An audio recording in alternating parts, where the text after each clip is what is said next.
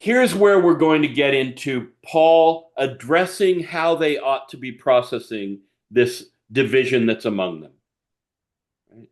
I work a lot in the American church on division and why we're divided and how we might learn to listen to one another and talk to one another well. Paul has a similar task here, not just of reasserting his authority, but also of giving them some theological way to deal with their different allegiances, right?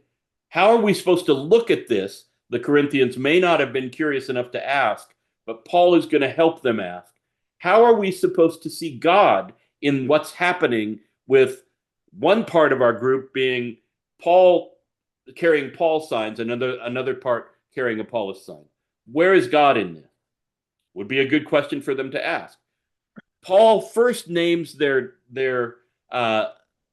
conflict here. He says, "You're still worldly. For since there is jealousy and quarreling among you, aren't you worldly?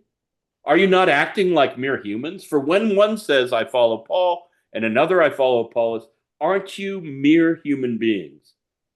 I think that's an interesting last line. Paul really thought the Spirit does things in people.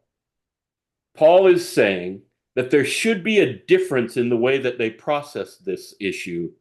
They shouldn't have the kind of rivalrousness that is showing up in them, and that it's a symptom that they haven't grown much. In another place in chapter 3, he says, "I wanted to give you meat, but I could only give you milk because you weren't ready for meat." So he's characterizing this as a spiritual flaw or a spiritual immaturity, that we have rivalries in the first place. That's an interesting word to the 21st century, too. Churches are divided in our time at an alarming rate. The denominations have come apart at the seams one by one. And so it's not bad to try this on and ask, do we resemble them? How do we resemble them? How might we grow out of it? So after he says, this is not a good thing about you, this is not a thing that indicates your maturity, he then says, what after all is Apollos and what is Paul? Only servants through whom you came to believe, as the Lord assigned to each his task. So he says, it's not just this sort of volunteer and come in and try to win people thing. God is orchestrating this. God has called and assigned the two of us to what we do. I planted the seed, Apollos watered it, God's been making it grow. So neither the one who plants nor the one who waters is anything, but only God who makes things grow. After 18 months with Paul, and then a bunch of times since then with Apollos and others, he's trying to come back and give them some simple theology of ministry.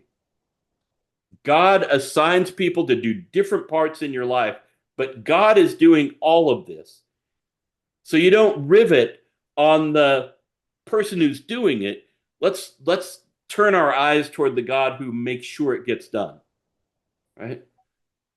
So do you see how he's going theological on them in order to address their spiritual immaturity in rivalries and divisions?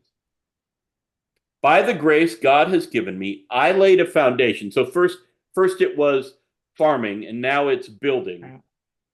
I laid a foundation as a wise builder, and someone else is building on it. But each one should build with care, for no one can lay any foundation other than the one already laid, which is Jesus Christ. Notice how he moves the attention again away from the builder and the builder on top of to the Christ who is the foundation.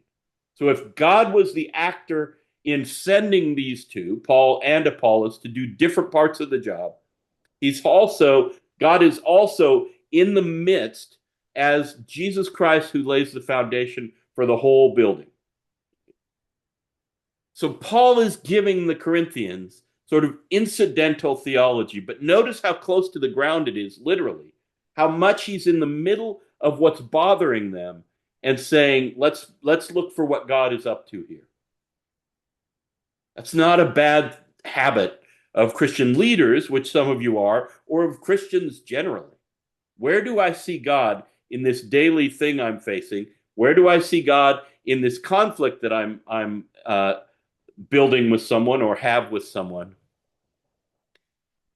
One more time, Paul brings it home. Do not deceive yourselves. If any of you think you're wise by the standards of this age, you should become fools so that you may become wise. So then, no more boasting about human leaders. All things are yours, whether Paul or Apollos or Cephas or the world or life or death or the present or the future. All are yours, and you are of Christ, and Christ is of God. There's a scene in Our Town, the play by Thornton Wilder.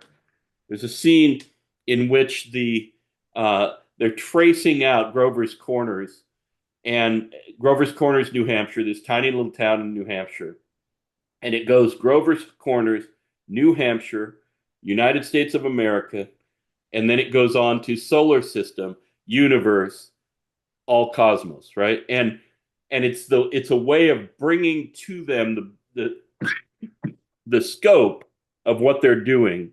Here, Paul brings, we're doing all these things. All things are yours, whether it's us or the present or the future, all are yours, and you belong to Christ, and Christ is of God. Again, theological placement of their daily lives in the broader scheme of God's activity. All right.